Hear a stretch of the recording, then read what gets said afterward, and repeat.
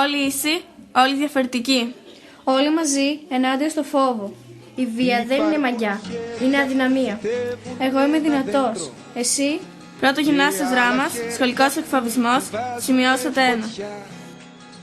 Υπάρχουν χέρια που σαν πέσει σε σηκώνουνε ξανά. Σίγουρα θα έχεις συναντήσει δύο χέρια σαν κι αυτά.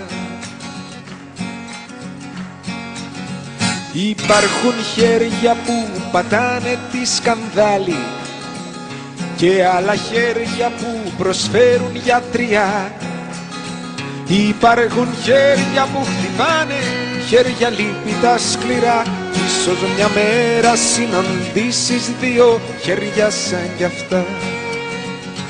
Είσαι θύμα σχολικού εκφοβισμού.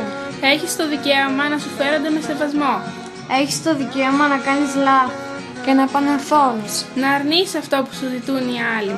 Δεν φταίς εσύ. Ο δράστης έχει το πρόβλημα. Μην απαντάς τη βία με βία. Πρώτο γυμνάσιο δράμα σχολικός εκφοβισμός, σημειώσατε 1.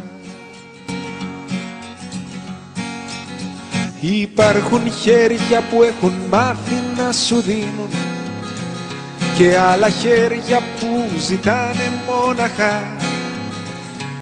Είσαι παρατηρητής περιστατικών σχολικού εκφοβισμού. Βλέπεις, ακούς, νιώθεις.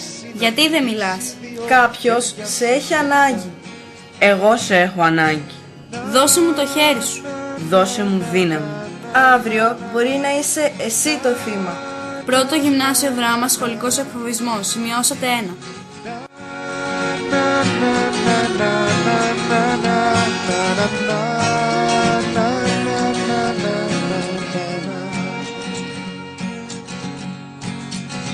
Υπάρχουν χέρια που απ' το άδικο έχουν σφίξει. Έχουνε σφίξει και έχουν γίνει μια γροθιά. Και μ' άλλα χέρια έχουν σμίξει για να σβήσουν τη φωτιά.